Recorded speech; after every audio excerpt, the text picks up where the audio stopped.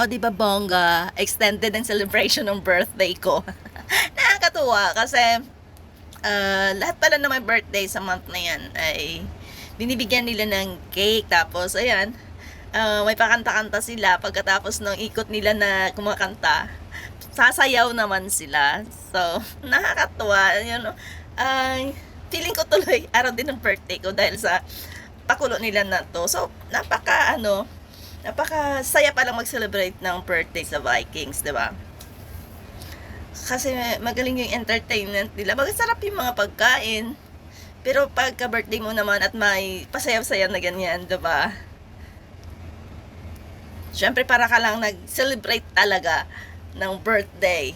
Kasi dito, ang ano lang naman is kakain lang sa labas, 'di ba? Hindi mo naman i-expect na may mga ganyang pakulo, 'di ba? Ang cute-cute nilang sumayaw.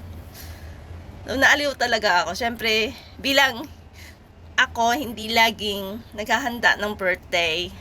Lalo na pag dito ako sa Hong Kong, ayokong mag-spend ng pera or ng effort. Ay, nahihirapan kasi ako. So, mostly hindi ako nagsiselebrate. Gagala lang ako.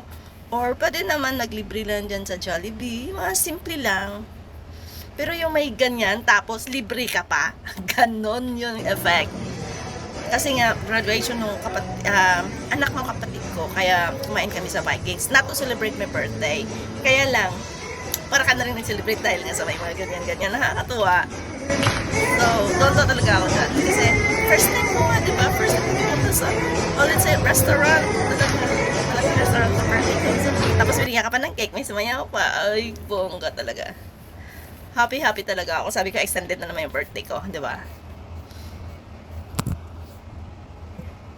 Anyway, kung mag-celebrate ka dito ng birthday mo, ay may promotion naman sila by libre at isa or may 60% na libre ang isa, pero dapat 4 yung kasama. Birthday! Tapos yung isa may discount lang. Vikings. May mga ano sila.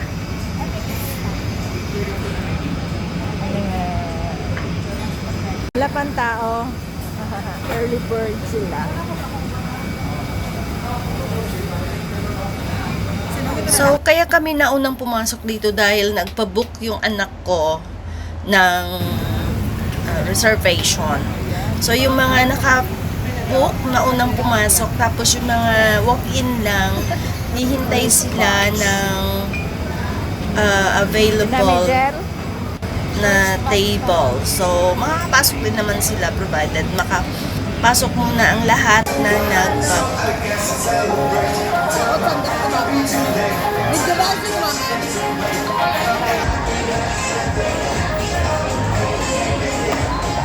Oh, diba?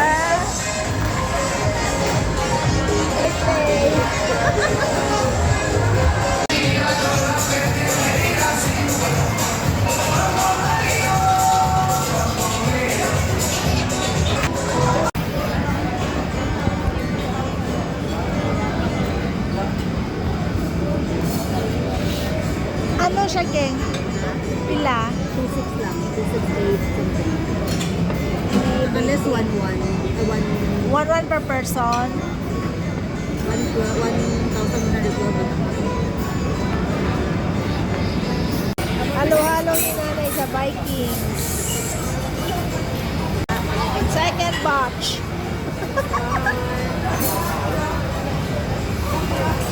Salamat ma'am sa kaon. Sa treat. Dapat may Masal treat. libre. Saan ni pa ikaw? May Oh, pag-gusto ka nga mo yun. Happy na din. hindi lang daw siya matulog. Oh. Nagkanahan sa mga food direct. Balik-balik yun siya. Kaya hindi natin yung cake ng Vikings. Happy birthday.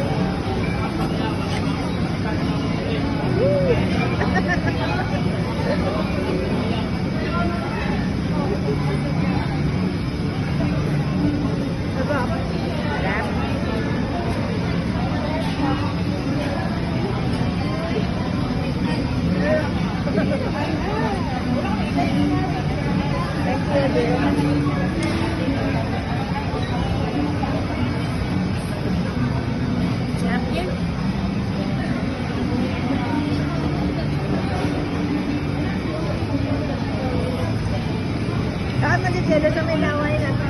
Ayun, dali ah. Ganyan na kamahal. Thank you, Vikings. Kunin mo na icing na.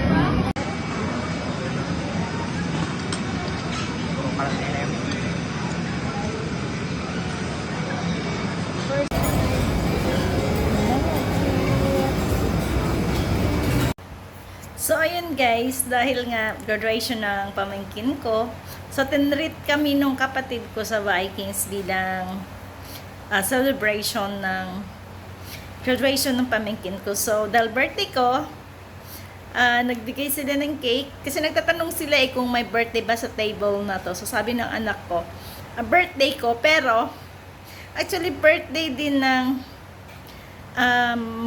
anak ko no, this month, kaya lang mas closer yung birthday ko, so hindi na niya sinabi na birthday niya din. Sinabi niya ng birthday ko. So, kapag may, pwede ka makakuha ng discount pag nagbayad ka. Like, pero yung in-avail namin is yung graduation ng pamangkin ko. Kasi 4 lang naman kami. So, 3 adults, tapos isang graduate. Yun yung pwedeng makakuha ng libre na isa.